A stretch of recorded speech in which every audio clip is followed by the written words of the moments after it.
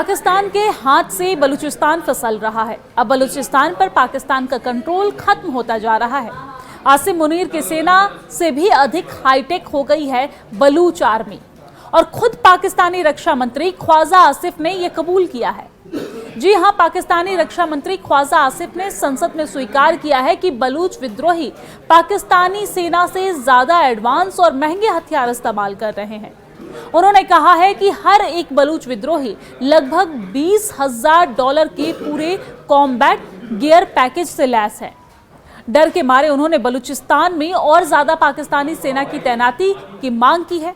दरअसल पाकिस्तानी रक्षा मंत्री ख्वाजा आसिफ के कबूलनामे से पीएम मोदी और अजीत डोभाल की बलूचिस्तान पर वो भविष्यवाणी याद आ रही है, जब साल 2016 में पीएम मोदी ने स्वतंत्रता दिवस के भाषण में बलूचिस्तान का जिक्र किया था और कहा था कि भारत बलूचिस्तान के मुद्दे को ग्लोबल स्टेज पर ले जाएगा। वहीं उससे 2 साल पहले यानी कि साल 2014 में भारत के राष्ट्रीय सुरक्षा सलाहकार अजीत डोभाल ने हुंकार भरते हुए पाकिस्तान को चेताया था कि भारत की रणनीति अगर शिफ्ट हुई तो पाकिस्तान बलूचिस्तान खो देगा। दरअसल ख्वाजा आसिफ ने संसद में अपनी लाचारी और बेबसी का रोना रोया।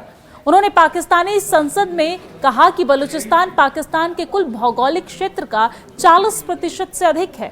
इतने बड़े और विशाल क्षेत्र पर प्रभावी नियंत्रण करना सेना के लिए नामुमकिन जैसा हो गया है।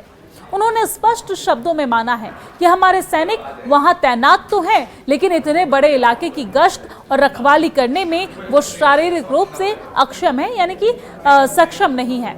घनी आबादी वाले शहरों की तुलना में इस बंजर और पहाड़ी इलाके को संभालना पाकिस्तानी सेना के बस से बाहर हो चुका है।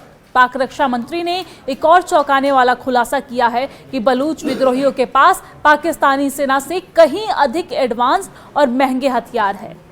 उनके अनुसार हर विद्रोही लगभग 20 लाख रुपए की राइफल और $4,000 से $5,000 के थर्मल और लेजर सिस्टम का इस्तेमाल कर रहा है। एक लड़ाके के पास करीब $20,000 यानी कि लगभग 17 लाख भारतीय रुपए की अगर के तौर पे देखा जाए तो लगभग 17 लाख रुपए का पूरा कॉम्बैट गियर पैकेज है। आधुनिक तकनीक और भारी फंडिंग के कारण विद्रोही पाकिस्तानी फौज पर भारी पड़ रहे हैं, जिससे पाकिस्तान के टूटने का खतरा और भी ज्यादा बढ़ गया है। साल 2016 में प्रधानमंत्री नरेंद्र मोदी द्वारा स्वतंत्रता दिवस के भाषण में बलूचिस्तान का उल्लेख करना एक कूटनीतिक संकेत था कि भारत अब पाकिस्तान के आंतरिक मुद्दों को वैश्विक पटल पर उजागर करेगा। भारत के स्वतंत्रता दिवस भाषण में पीएम मोदी ने बलूचिस्तान में मानवाधिकार के हनन की कड़ी निंदा की और इस कदम को राजनीतिक रूप से सराहा गया। इसे पाकिस्तान के कश्मीर पर ध्यान केंद्रित करने की प्रतिक्रिया के रूप में देखा गया। वहीं राष्ट्रीय सुरक्षा सलाहकार एनएसए अजीत डोभाल का भी एक पुराना वीडियो है, जिसमें उन्होंने कहा था कि भारत की रणनीति शिफ्ट हो जाएगी और आप बलूचिस्तान खो देंगे। इस वीडियो में अजीत डोभाल साफ चेतावनी देते नजर आ रहे हैं कि अगर पाकिस्तान ने 26/11 मुंबई हमले जैसी घटना दोहराई तो भारत की रणनीति शिफ्ट हो जाएगी और आप बलूचिस्तान को खो देंगे। वीडियो में डोभाल आगे कहते हैं कि पाकिस्तान की कमजोरियां भारत की तुलना में कहीं अधिक है। उन्होंने चेतावनी देते हुए कहा कि अगर पाकिस्तान समझता है कि भारत ने रक्षात्मक से आक्रामक रक्षा की ओर रुख किया तो उनके लिए इसे सहना असंभव हो जाएगा। आप एक मुंबई कर सकते हैं, लेकिन आप बलूचिस्तान खो सकते हैं। इसमें न तो परमाणु युद्ध की जरूरत होगी और न ही सैनिकों की सीधी तैनाती। अगर वो चालें जानते हैं तो हम भी चालें जानते हैं। दरअसल 1948 से अब तक बलूचिस्तान पाकिस्तान की सैन्य दमन नीति का शिकार रहा है। पाकिस्तान ने बलूच जनता के राजनीतिक, आर्थिक और सांस्कृतिक अधिकारों को न केवल छीना है, बल्कि हर आवाज को बेरहमी से दबाया है। मानवाधिकार संगठनों के अनुसार बलूचिस्तान में पिछले 2 दशकों से हजारों लोग लापता हुए हैं। पाकिस्तान की आईएसआई पर बलूच छात्रों, लेखकों और कार्यकर्ताओं को अगवा करने और एनकाउंटर में मारने का आरोप है और कई बार सामूहिक कब्रें भी मिली हैं। वहां न स्वास्थ्य सेवाएं हैं, न शिक्षा का ढांचा और न ही मूलभूत सुविधाएं। प्राकृतिक संसाधनों जैसे गैस, कोयला और खनिजों से भरपूर होने के बावजूद बलूच लोग गरीबी में जी रहे हैं, जबकि इन संसाधनों से बाकी पाकिस्तान समृद्ध हो रहा है। पाकिस्तान के हाथ से बलूचिस्तान फिसल रहा है। अब बलूचिस्तान पर पाकिस्तान का कंट्रोल खत्म होता जा रहा है। आसिम मुनीर की सेना से भी अधिक हाईटेक हो गई है बलूच आर्मी, और खुद पाकिस्तानी रक्षा मंत्री ख्वाजा आसिफ ने यह कबूल किया है। जी हां, पाकिस्तानी रक्षा मंत्री ख्वाजा आसिफ ने संसद में स्वीकार किया है कि बलूच विद्रोही पाकिस्तानी सेना से ज्यादा एडवांस और महंगे हथियार इस्तेमाल कर रहे हैं। उन्होंने कहा है कि हर एक बलूच विद्रोही लगभग $20,000 के पूरे कॉम्बैट गियर पैकेज से लैस है। डर के मारे उन्होंने बलूचिस्तान में और ज्यादा पाकिस्तानी सेना की तैनाती की मांग की है।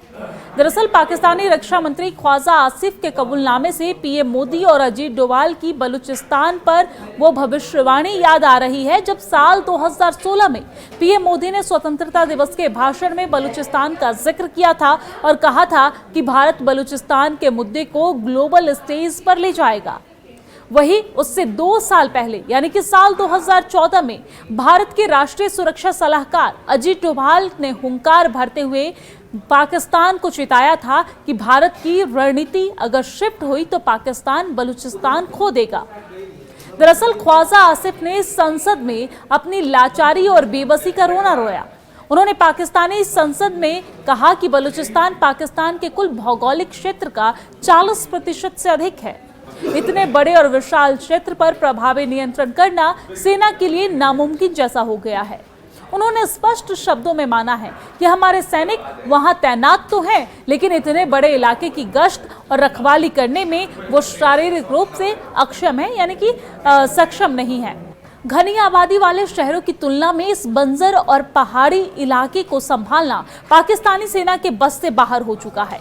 पाक रक्षा मंत्री ने एक और चौंकाने वाला खुलासा किया है कि बलूच विद्रोहियों के पास पाकिस्तानी सेना से कहीं अधिक एडवांस और महंगे हथियार है।